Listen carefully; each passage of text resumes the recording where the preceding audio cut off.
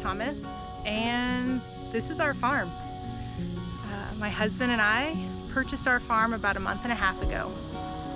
And as we got settled into our home and unpacked, we were sitting at the dining room table one night and we were discussing all of our big farm plans and the multitude of businesses that I want to have here.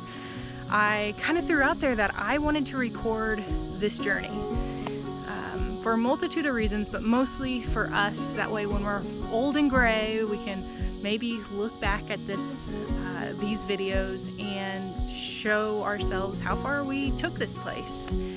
And we decided that the best place to start will be a farm tour to kind of show what we're working with here. It's kind of a blank slate to an extent. We have a couple outbuildings and obviously our home is here. So this farm tour, there won't be a whole lot to show, but I wanted to kind of throw out the plans that we're going to be pursuing, as well as discuss the phases we're going to be kind of tackling our farm in. So I guess let's get started.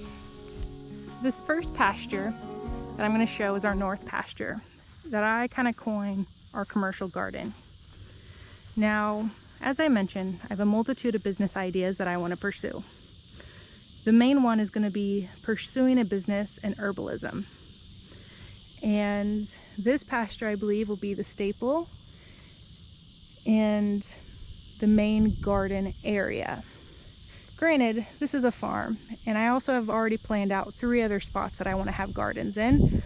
So, yeah, so up here, this pasture is currently being leased to a local farmer who cuts and bales it for hay. He should get his second cutting in a few weeks to a month. And once he gets his final bales hauled out, we will take the pasture back over and start getting to work. With any garden, it's never done, as well as this pasture, I think it's a little less than an acre. So it's going to take some time to get really up and running and where we're utilizing every square inch of it. So as I mentioned, it's going to be in phases. This up here is relatively flat, and I want to install a few in-ground beds next year. This won't be for the herbalism, it'll be for another venture I'm going to be pursuing as well, but I want to do corn, a few different types of grains, along with the pumpkin patch, and that'll be kind of up here. So now we're going to go walk to the middle of the pasture, and I'm going to show you what exactly we plan on doing there. So I made the very short walk to the middle of the field. I probably didn't need to pause the camera, but I did. Well, here we are at the middle of the pasture where we'll be implementing another part of phase 1. And I'm going to show the field. I don't know if it'll catch, but you should see that there is a slight slope down. Now, some people may say, oh, if you're going to have that as a garden, you should have less than a 3% grade to your land or something like that. Well, yeah, maybe, but when I saw that part of the pasture, I got really excited because I was like, we could install a swale.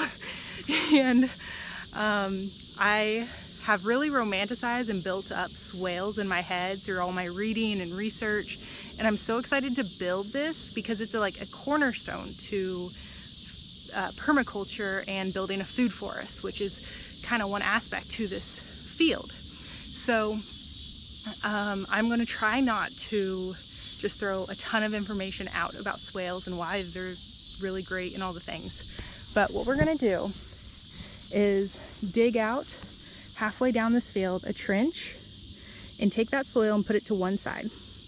In that trench, we're going to put wood mulch in the trench, and then where the soil is, we will be planting perennials. My hope is to plant 3 dwarf peach trees along with blueberry and elderberry bushes. So that will be going in. I do hope to post a video about that, discussing the benefits of a swale as well as showing how to build them, or I'm still a student myself and learning about them, so showing how we're going to build it. because I am by no means an expert.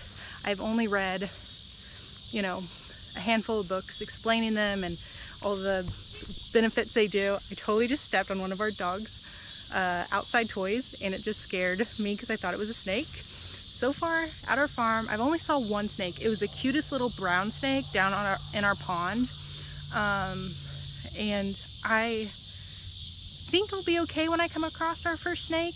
Like, that's actually like a large snake, but we'll see. I just stepped on that and, you know, jumped like 3 inches. So yeah.